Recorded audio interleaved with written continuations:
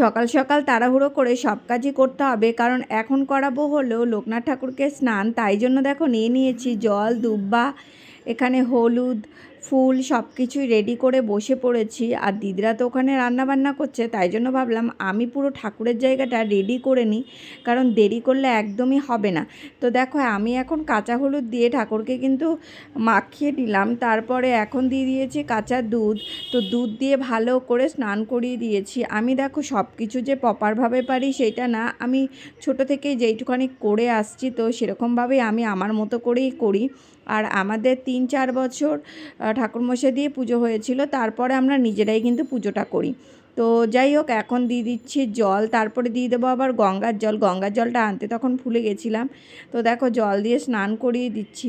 আর ঠাকুরটা কত সুন্দর লাগছে, মুখটা দেখতে দেখো খুব মিষ্টি লাগছে। আর ভগবান সবাইকে ভালো রাখুক, সুস্থ রাখুক, এই কামনাই করি। ওই তোমাদের সাথে ছোট ছোট ভিডিওগুলো শেয়ার করলাম, কারণ একটু একটু ভিডিওই করা হয়েছে। এবারে লোকনাথ পুজোয় আমি খুব একটা ভিডিও করতে পারিনি, প্রচণ্ড পরিমাণে গরম পড়েছিল। আর তার মধ্যে শরীরটা একদমই ভালো লাগছিল না, এত গরম, মারাত্মক লেভেলের গরম, কি আর বলা যাবে। তো দেখো এখানে আমার লোকনাথ ঠাকুরকেও স্নান করানো হয়ে গেছে, লক্ষ্মী ঠাকুরকেও স্নান করানো হয়ে গেছে।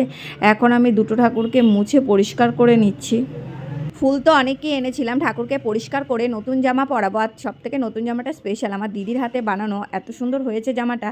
তো তোমাদের কেমন লাগলো অবশ্যই জানিও। আর আমার পেছনে দেখো গপু কী করছে, বন্দুক নিয়ে সবাইকে ঢিচ্চা ঢিচ্চা করছে। এই দেখো আমাদের লোকনাথ ঠাকুরের নতুন জামা। তো এই ঘেরটা দিদি বানিয়ে দিয়েছে, কতটা সুন্দর হয়েছে দেখো, একদম পাখি পাখি ডিজাইনে, মানে এটা পিনটা এত সুন্দর হয়েছে। আর এই যে আঁচল, এটা হচ্ছে আরেকটাও আছে, দুটো ঘের বানিয়েছে। যাই হোক সুন্দর, একটাই দেখলাম। এখন ঠাকুরকে আমি ঘের পরিয়ে দিই, খুব সুন্দর লাগছে ঠাকুরকে, ঘেরটা পরিয়ে দিই।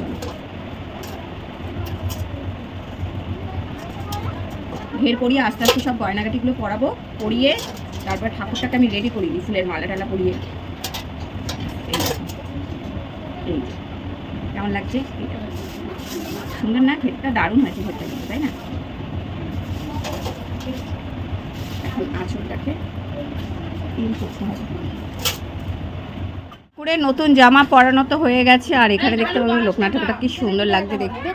তো চলো এখন হলো লক্ষ্মী ঠাকুরকে সাজিয়ে নিই।